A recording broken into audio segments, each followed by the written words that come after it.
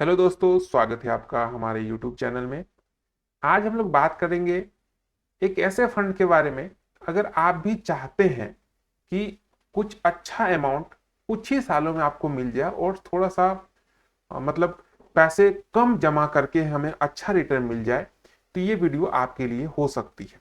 इस वीडियो में बहुत ही मिनिमम अमाउंट जमा करके आप बहुत अच्छा रिटर्न कितने सालों में पालेंगे उसके बारे में बात करेंगे। एक अच्छे फंड के बारे में बात करेंगे। तो चलिए वीडियो की शुरुआत करते हैं। ये जो फंड है ये है HSBC म्यूचुअल फंड का, और इसका स्मॉल कैप फंड के बारे में हम लोग बात करेंगे, क्योंकि आपको पता है कि स्मॉल कैप फंड जो होता है, जो आपका रिटर्न है वो सबसे जो ज्यादा देता है वो यही देता है। किसी भी कंपनी का आप स्मॉल फंड उठा के देख लीजिए, स्मॉल कैप फंड वही सबसे ज्यादा रिटर्न दिया। क्यों? क्योंकि यहाँ पे जो इन्वेस्टमेंट होता है वो जो छोटी कंपनियां होती है उसमें, तो उसमें ग्रोथ की संभावनाएं बहुत ज्यादा रहती है। यही चीज आप रिलायंस, अडानी के इनके अगर कंपनी में आप शेयर में इन्वेस्ट करेंगे तो वहां पे क्या होता है कि इनका जो ग्रोथ है वो ऐसा नहीं एक का चार हो जाता है, वो एक का 1.2 1.3 ऐसे करके ग्रो करता है। लेकिन यही छोटी कंपनियां जो वो हो सकता है 2 महीने में अपना इनकम डबल कर ले, ट्रिपल कर ले। यहाँ पे संभावनाएं ज्यादा रहती है, लेकिन रिस्क भी ज्यादा रहता है। तो जहां पे रिस्क है वहीं पे रिटर्न है, ये चीज आप नोटिस कर लेंगे। और म्यूचुअल फंड शेयर मार्केट तो रिस्क पे ही डिपेंडेंट है पूरी तरीके से। अब चलिए इसके रिटर्न की बात करते हैं। तो जैसा कि आप यहाँ पे देख रहे हैं, ऑल टाइम रिटर्न जो इसने दिया है वो 20% से भी ज्यादा का दिया है।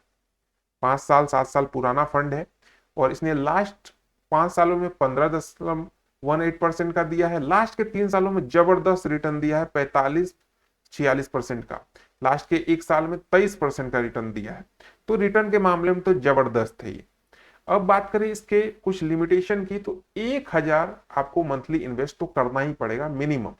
और अगर आप चाहते हैं कि मैं एक बार इन्वेस्ट करके छोड़ दूं, तो आप 5,000 से इसमें इन्वेस्टमेंट कर सकते हैं। इसके फंड साइज की बात करें तो 9,163 करोड़ का अभी तक फंड साइज हो चुका है इसका। इतने मतलब कि फंड साइज मतलब कि इतने पैसे आपके और हमारे जैसे लोगों ने इसमें इन्वेस्ट कर दिया है।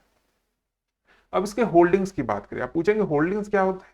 होल्डिंग्स होता है वैसी कंपनियां जिसमें कि अगर आपने इस म्यूचुअल फंड में पैसे लगाए, पैसे आपने दिए, वो पैसे ऐसा तो है नहीं म्यूचुअल फंड अपने पॉकेट में रख के बैठ जाएगा। अगर बैठ जाता है तो फिर आपको रिटर्न किस बेसिस पे देगा? तो वो क्या करती है, एक टीम होती है जो अलग अलग कंपनियों में आपके पैसे जो होते हैं उनको इन्वेस्ट करती है। उससे जो रिटर्न मिलता है उसका वही रिटर्न आपको मिलता है।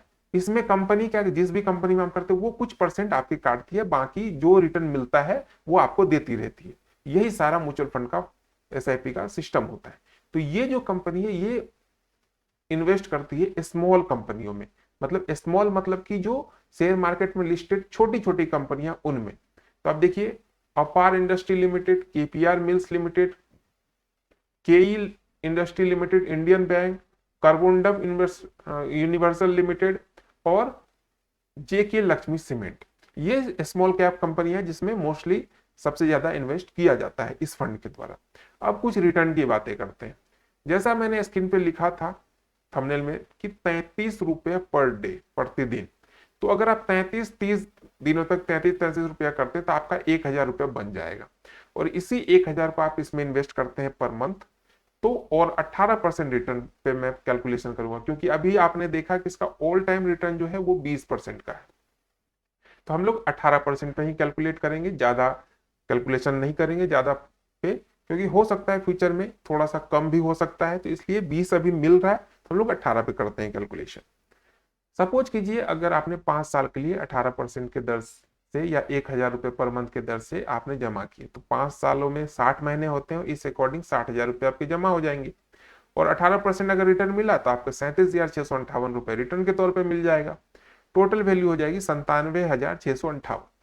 अब यही चीज 10 सालों के लिए करते हैं तो 1,20,000 का इन्वेस्टमेंट और 2,16,000 का रिटर्न मिलेगा आपको। टोटल वैल्यू 3,36,000 की। अब एक चीज ध्यान देने वाली बात है कि यहां जो मैंने 60,000 किया उस पर मुझे मात्र 37,000 मिला। लेकिन यही चीज हमने टाइम पीरियड बढ़ाया और हमने जमा किया 1,20,000, तो हमें यहाँ पे डबल ट्रिपल मिलना स्टार्ट हो गया। तो ये होता है कंपाउंड का पावर। जैसे जैसे आप टाइम पीरियड को इंक्रीज करेंगे आपका जो रिटर्न है वो बढ़ता ही जाएगा। अगर इसी चीज को हम लोग और थोड़ा सा आगे इंक्रीज करते हैं, आप देखेंगे। अब देखिए 15 सालों के लिए तो 1,80,000 का इन्वेस्टमेंट होगा और 5,68,000 रुपए आपको रिटर्न के तौर पर मिलेंगे। तो टोटल वैल्यू हो जाएगी 7,48,000 की। कब मिलेगा इतना? जब ये 18% रिटर्न देता रहा तो।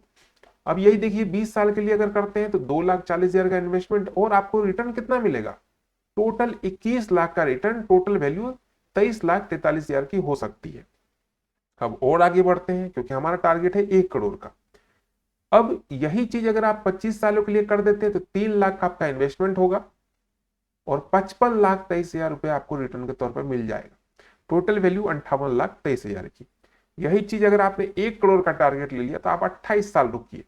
यहां आप देख रहे होंगे कि 58 लाख हुआ मेरा 25 साल में, तो कम से कम 35-40 साल तो मुझे 15 साल तो और देने होंगे जिससे कि मैं 58 को 1 करोड़ बना सकूं। लेकिन ऐसा बिल्कुल नहीं है। मात्र 3 साल अगर और आप एक्स्ट्रा दे देते हैं तो 3,36,000 का इन्वेस्टमेंट हो जाएगा और आपको मिल जाएगा 18% के अकॉर्डिंग 96,64,000, जो कि टोटल वैल्यू आपको बना के दे देगा 1 करोड़ का। तो यहां पे मात्र 3 साल अगर आप रुक जाते हैं तो ये पैसा आपको डबल दिख रहा है। ये कैसे हुआ? ये हुआ कंपाउंड पे। जो कंपाउंडिंग का पावर लगता है एसआईपी म्यूचुअल फंड में, वो सबसे बेस्ट होता है और सबसे ज्यादा रिटर्न कहीं पे अगर मिलता है तो वो कंपाउंडिंग वाले सिस्टम में मिलता है। इसीलिए लोग इस पे लॉन्ग टर्म पे ज्यादा भरोसा करते हैं। लोग शॉर्ट टर्म में 5 साल 6 साल के लिए इन्वेस्ट नहीं करते। जो भी अगर म्यूचुअल फंड एसआईपी में इन्वेस्ट करते हैं तो वो चाहते हैं कि मैं लॉन्ग टर्म को लेके चलूं, जिससे कि मैं 3 लाख 4 लाख टोटल जमा करके 1 करोड़ 2 करोड़ रुपए बना सकूं। इसीलिए यहाँ पे लॉन्ग टर्म की बात ज्यादा होती है, जो कि आप को यहाँ पे स्क्रीन पे दिख भी रहा होगा 25 और 28 में डिफरेंस। तो यही होता है लॉन्ग टर्म का सारा जो फायदा। तो वीडियो कैसी लगी जरूर बताइएगा। और ऐसा नहीं कि सिर्फ आप हमारे वीडियो देख के इन्वेस्ट कर ले।